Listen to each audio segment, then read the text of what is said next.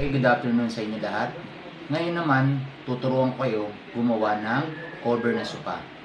Siyempre, bago yon, kailangan muna natin sukatan mismo yung supang gagawa natin ng cover. Ngayon, kukunin natin yung length tsaka width ng mismong sopa para makuha natin yung actual na sukat at bago tayo magdagdag ng mga allowances para dun sa patatahiin natin cover na sopa. Okay, let's start.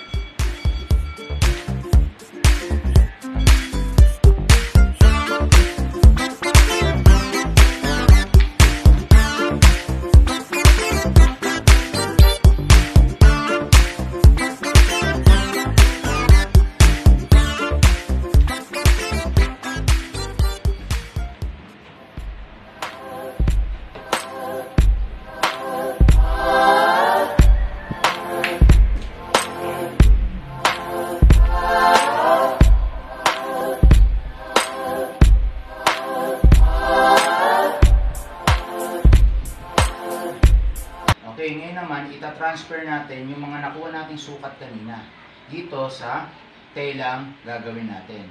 Okay. So, syempre, kagaya ng ginawa natin kanina, kinuha natin mga width tsaka length nung mismong cover.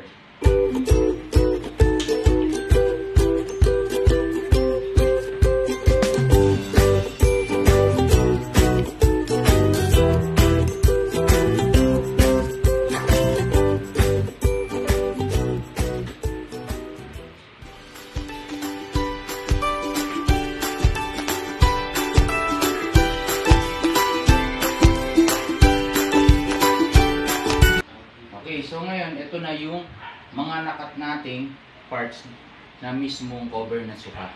So ngayon, ang gagawin naman natin ngayon dito ay tatahiin na natin. Ngayon po, tatahiin na natin yung mga piraso ng parts ng cover na suka na gagawin natin. Okay.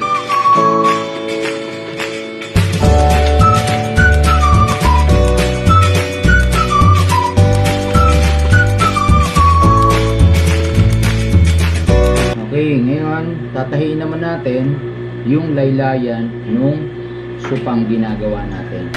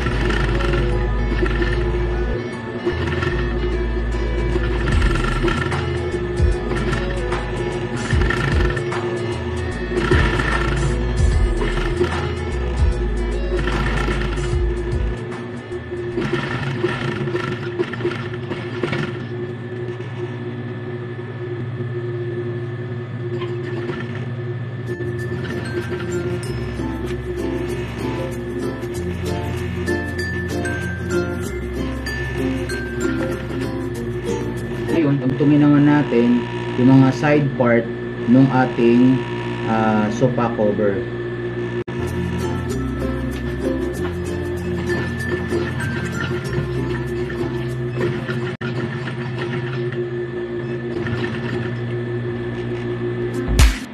Ngayon naman po, ang tatahin naman natin ay ang likurang bahagi ng ating sofa cover.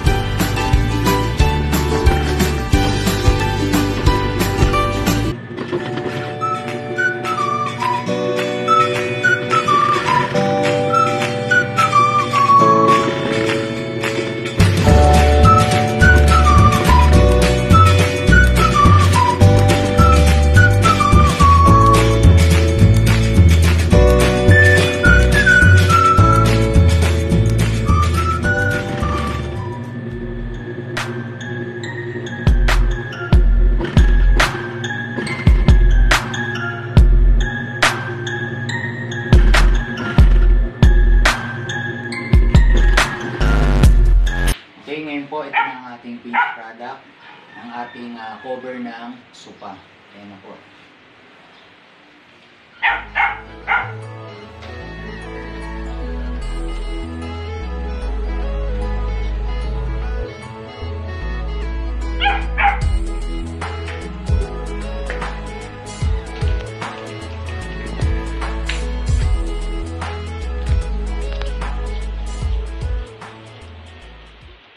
Sana po nagustuhan yung ating ginawa ngayon. Sa susunod po, abangan nyo pa yung mga ibang video na gagawin ko. Paki-like na lang po at mag-subscribe sa aking YouTube channel para sa mga